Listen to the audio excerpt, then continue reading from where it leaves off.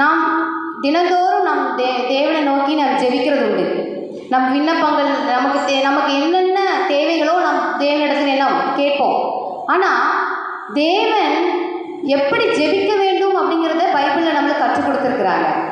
இன்னொன்று, எப்படி ஜெபிக்கக்கூடாது அப்படிங்கிறதையும் தேவன் கற்றுக் கொடுத்துருக்குறாங்க.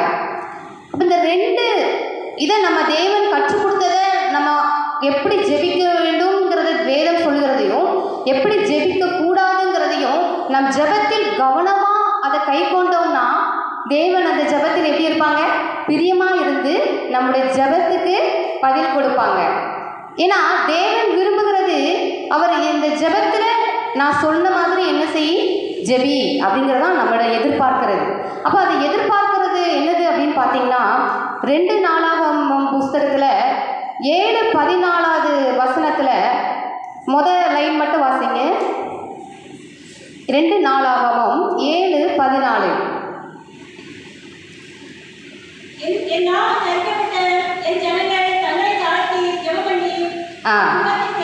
போதும். இப்போ பாருங்க, இதில் என் நாமம் தரிக்கப்பட்ட என் ஜனங்கள் தங்களை தாழ்த்தி ஜெபம் பண்ணி அப்படின்னு கொடுத்துருக்குறாங்க. அப்போ இதில் என்னன்னா தங்களை என்ன செஞ்சுறாங்களா? தாழ்த்தணும். அப்போ தேவன் நம்மளுக்கு எப்படி ஜெபிக்கணும்னு முதல்ல என்ன சொல்கிறாங்க? கட்டளையாக சொல்கிறாங்க, தன்னை தானே என்ன செய்யணும்? தாழ்த்தணும். நம்ம ஜெபிக்கும் போது என்னால் ஒன்றுமே என்ன செய்யாது கூடாது. ஒரு அற்ப காரியத்தை கூட நம்மளால் என்ன செய்ய முடியாது, பண்ண முடியாது. அது நம்மளுக்கே தெரியும். அதை நாம் என்ன செய்யணும்? அறிக்கையிடணும் ஜெபத்தில். என்னால் ஒன்றும் கூடாது, நான் ஒரு தூசி, எல்லாம் சர்வவல்லவராக இருக்கிறவரால் தான் எல்லாம் என்ன செய்யும் கூடும் அப்படின்னு நம்ம தன்னைத்தானே தாழ்த்தி ஜெபத்தில் நம்ம தாழ்மையை ஏறெடுக்கணும். அது தேவன் நம்மளிடத்தை எதிர்பார்க்கிற ஒரு காரியம். அப்போ முதலாவதாக சொல்லப்பட்டிருக்கிறது தன்னைத்தானே தாழ்த்தி ஜெபம் பண்ணி. அப்படி ஜெபிக்கும் போது அந்த இருதயம் தேவனுக்கு ரொம்ப பிரியமாக இருக்கும்.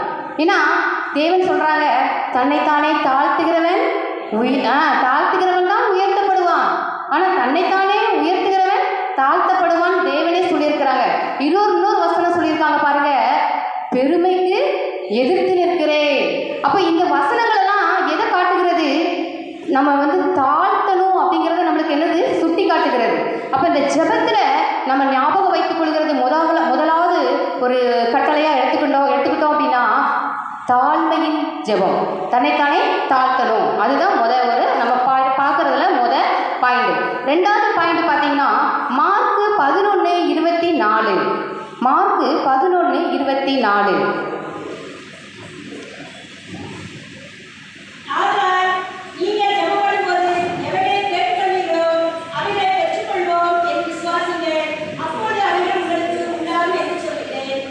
நீங்கள் ஜெபம் பண்ணும்போது எவைகளை கேட்டுக்கொள்வீர்களோ அவைகளை பெற்றுக்கொள்வோம் என்று விசுவாசியுங்கள், அப்பொழுது அவைகள் உங்களுக்கு உண்டாகும். இந்த வசனத்தை பார்க்கும்போதே பாருங்க, நாம் நாம் நிறைய விண்ணப்பங்களை தேவனிடத்தில் ஏறெடுக்கிறோம், ஜெபிக்கிறோம். ஆனால் உள்ளத்தில் அவிவிசுவாசம் இருக்கா, விசுவாசம் இருக்கா, நம்மளே ஆராய்ந்து பார்க்கணும்.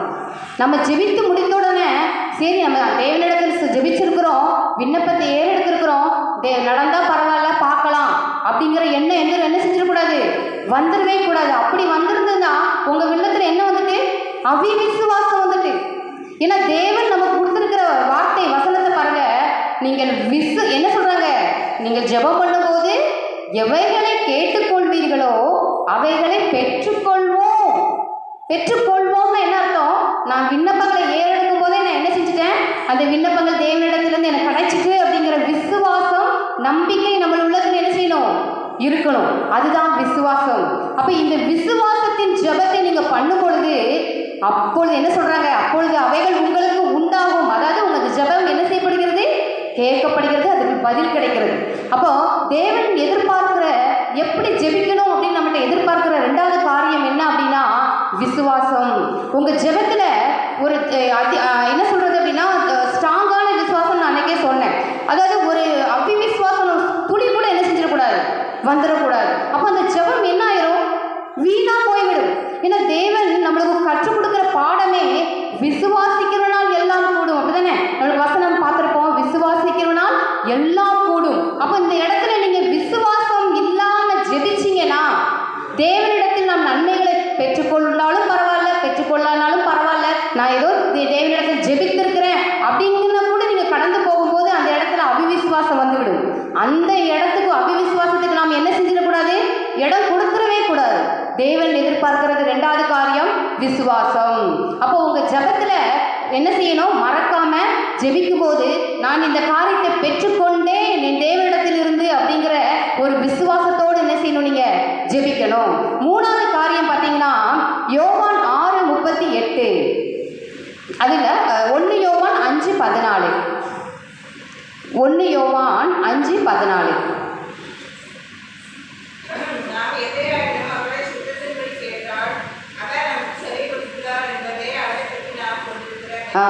நாம் எதையாகிலும் அவருடைய சித்தத்தின்படி கேட்டால் அவர் நமக்கு செவி கொடுக்கிறார் என்பதே அவரை பற்றி நாம் கொண்டிருக்கிற தைரியம். இது இந்த வசனத்துல என்ன சொல்றாங்க அப்படின்னா, அவருடைய சித்தத்தின்படி நாம் ஜெபிக்க வேண்டும்.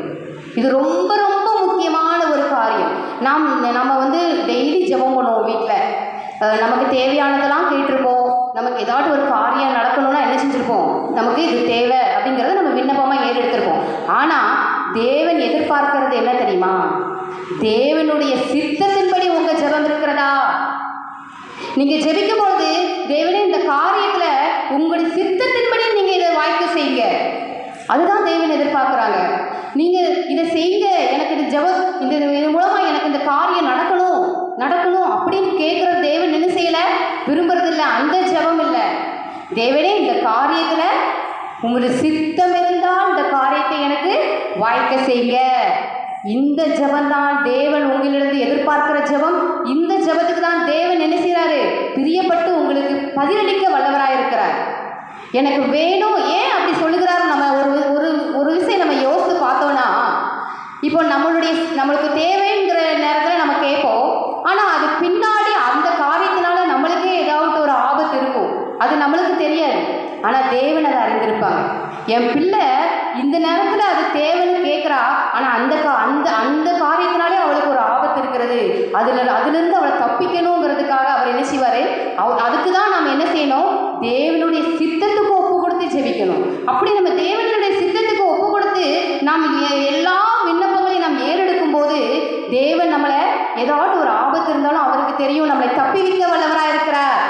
இது வேணும், இது செய்ய, இது எனக்கு கண்டிப்பாக தேவை அப்படிங்கிறது தேவன் என்ன செய்யறதில்ல, விரும்புறதில்ல. தேவனே உமக்கு சித்தம் இருந்தால் இயேசுவின் நாமத்தினாலே இதை வாய்க்க செய்ய, அப்படி நீங்கள் ஜெபிச்சு பாருங்க. உங்கள் ஜெபம் தேவன் விருப்பப்படுவாங்க. அது மட்டும் இல்லை, அந்த காரியத்தில் தோல்வியும் இருக்காது, ஆபத்தும் இருக்காது.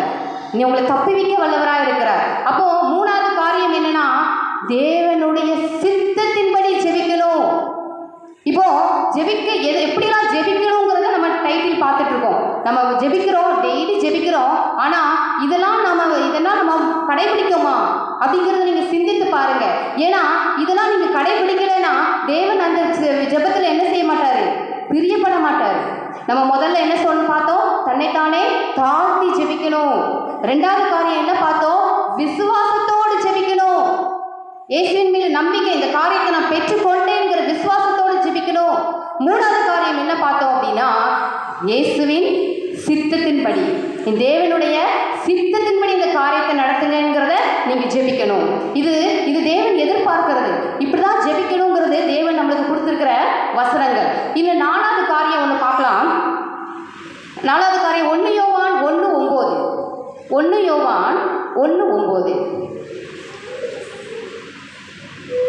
நம்முடைய பாவங்களை நாம் அறிந்தால் பாவங்களை நமக்கு மன்னித்து எல்லா அநியாயத்தையும் நீக்கி நம்மை சுத்திகரிப்பதற்கு அவர் உண்மையும் நீதியுள்ளவராய் இருக்கிறார். நம்முடைய பாவங்களை நாம் அறிக்கையிட்டால் பாவங்களை நமக்கு மன்னித்து, அப்ப இந்த முதல் லைன் வாசிங்க, நம்முடைய பாவங்களை நாம் என்ன செய்யணும், அறிக்கையிடணும்.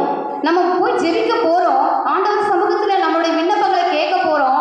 கேட்கறதுக்கு முதலாவது நம்ம என்ன செய்யணும், நம் பாவங்களை என்ன செய்யணும், அறிக்கையிடணும். ஏன்னா நம்ம போன வாட்டி ஒரு டைட்டில் பார்த்தோம், யார் ஜெபம் கேட்கப்படும் யார் ஜெபம் கேட்கப்படாதுன்னு பார்த்தோம்ல.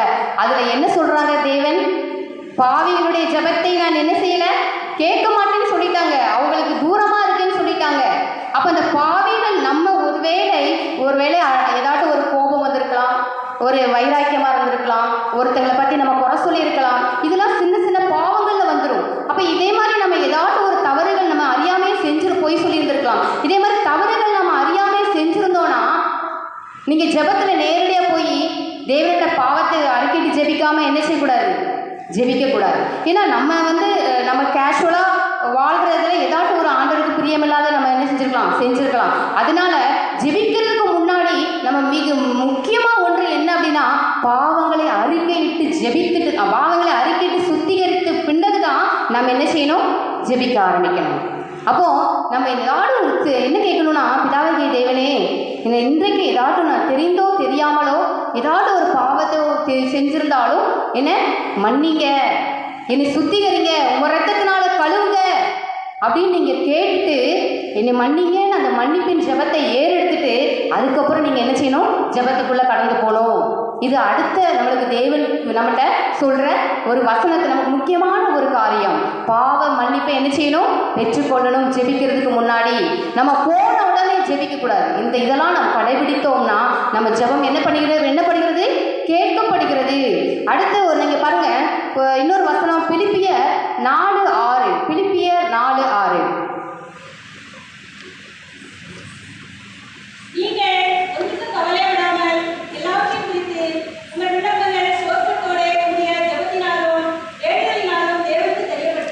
நீங்கள் ஒன்றுக்கும் கவலைப்படாமல் எல்லாவற்றையும் குறித்து உங்கள் விண்ணப்பங்களை சோஸ்திரத்தோடே கூடிய ஜெபத்தினாலும் வேண்டுதலினாலும் தேவனுக்கு தெரியப்படுத்துங்க.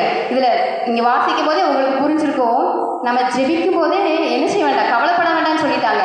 இன்னொரு முக்கியமான இதுல என்ன சொல்ல வராங்க அப்படின்னா, நம் விண்ணப்பங்கள் சோஸ்திரத்தோடே இருக்கணும்.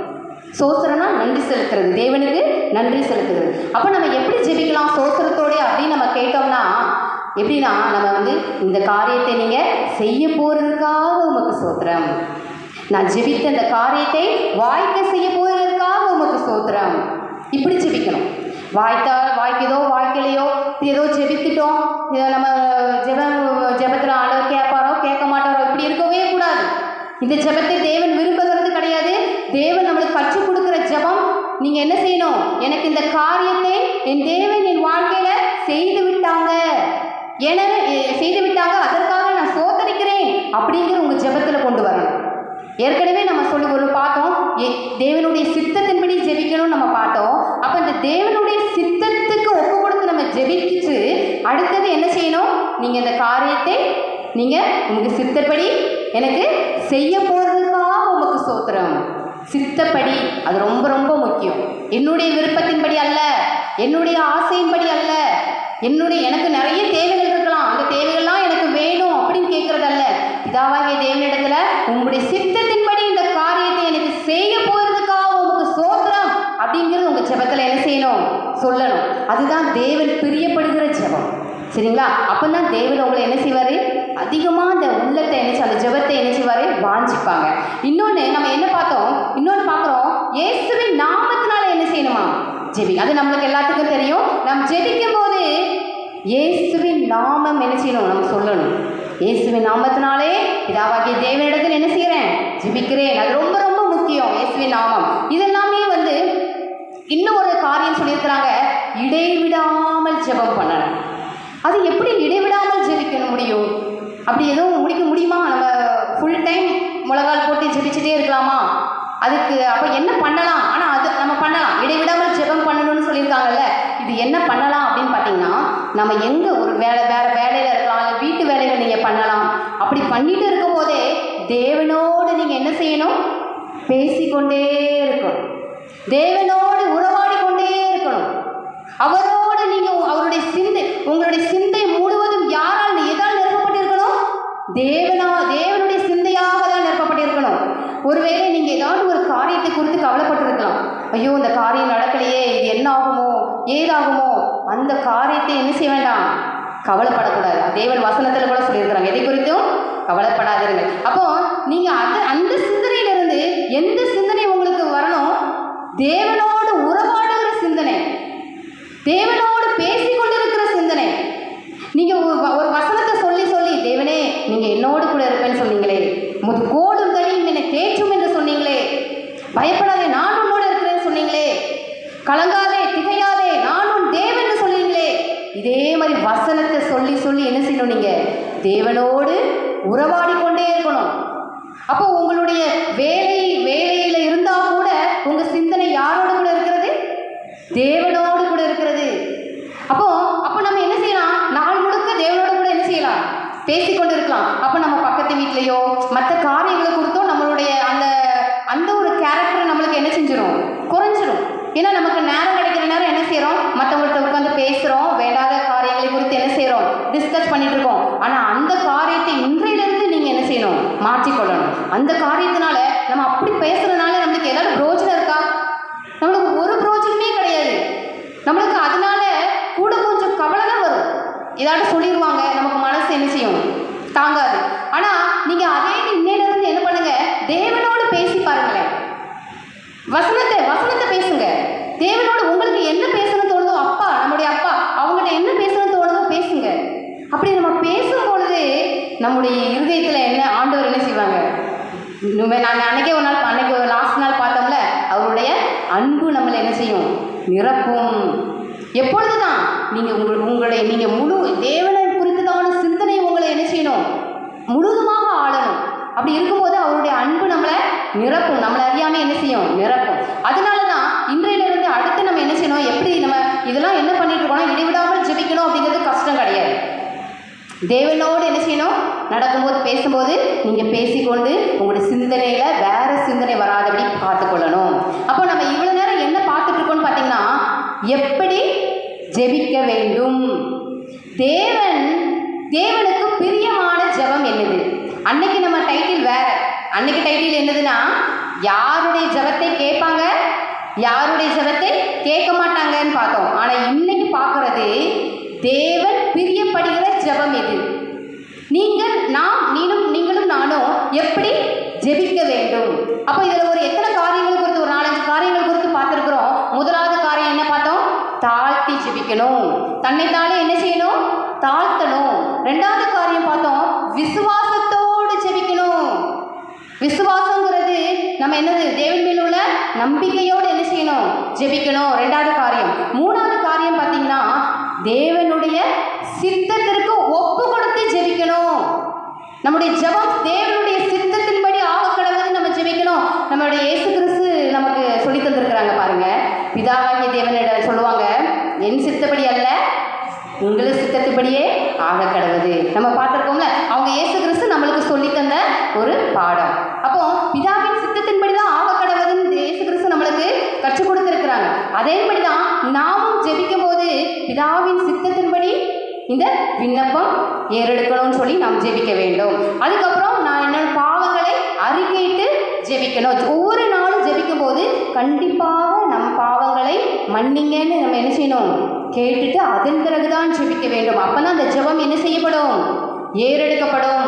போனோன்னு உட்காந்து நான் ஏதோ கேட்க போறேன், எனக்கு அது வேணும் இது வேணும்னு கேட்கறது தேவனுக்கு பிரியமல்ல. இதெல்லாம் நாம் என்ன செய்யணும்?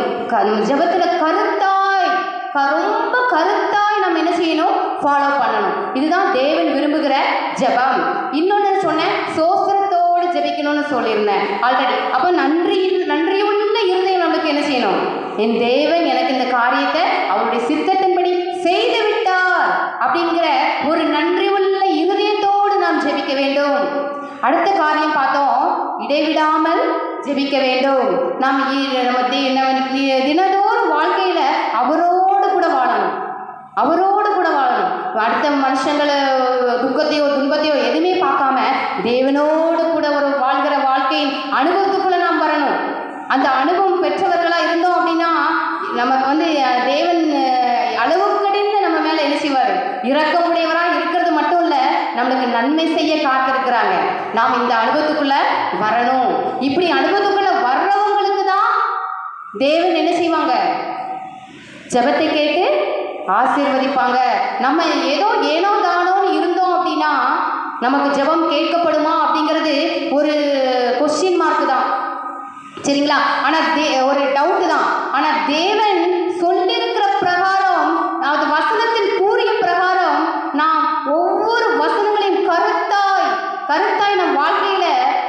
செய்யணும்? கருத்தாய் கவனமாய் இருந்து அதை கடைபிடித்து அதன்படி ஜெபித்தோம் என்றால் நாம் என்ன தேவனிடத்திலிருந்து ஜெயத்தை பெற்றுக்கொள்வது அதிக நிச்சயம். சரிங்களா? அதுதான் தேவன் விரும்புகிற ஜெபம். சரி, இவ்வளவு நேரம் பார்த்தது தேவன் எப்படி ஜெபிக்க வேண்டும் என்று நம்மள எதிர்பார்த்தாங்கன்னு நான் சொன்னேன். இரண்டாவதாக தேவன் எப்படி ஜெபிக்க கூடாது என்று சொல்லியிருக்கிறாங்க. தேவன் இப்படிலாம் ஜெபிக்காத அப்படின்னு நம்மளுக்கு ஒரு கட்டளையா சொல்லியிருக்கிறாங்க. அது என்ன அப்படின்னு ஒரு ஓவராலாக சொல்லிடுறேன். இப்போ ஒருவேளை உங்க ஜெபத்துல சரி நம்ம ஜெபிச்சிட்டோம், பரவாயில்ல, ஏதோ நடந்தா பரவாயில்லன்னு அப்பதே சொன்னேன். இதே மாதிரி சின்ன கடுகளவு கூட உங்க சிந்தையில அவிவிசுவாசம் வந்துட்டுனா அந்த ஜெபம் என்ன செய்யாது? அதுக்கு ஒரு வசனம் கூட சொல்லியிருக்கிறாங்க. நீங்க எவ்வளவாயிலும் சந்தேகப்படாமல் விசுவாசத்தோடு கேட்க கடவீர்கள். அப்படி நீங்க பட்டீங்கன்னா என்ன செய்யாது? அந்த ஜெபம் கேட்கப்படாது. அவங்க தெளிவா சொல்லியிருக்காங்க. சந்தேகப்படுகிறவன் எதற்கு ஒப்பா இருக்கிறான்னு சொல்லியிருக்கிறாங்க. காற்றினால் அடிபட்டு அலைகிற கடலின் அலைக்கு ஒப்பா இருக்கிறான். அப்படிப்பட்ட மனுஷன் தான் கர்த்தரிடத்தில் எதையாகிலும் பெறலாம் என்று நினையாதிருப்பானாக. அப்ப இதுக்கு என்ன அர்த்தம்?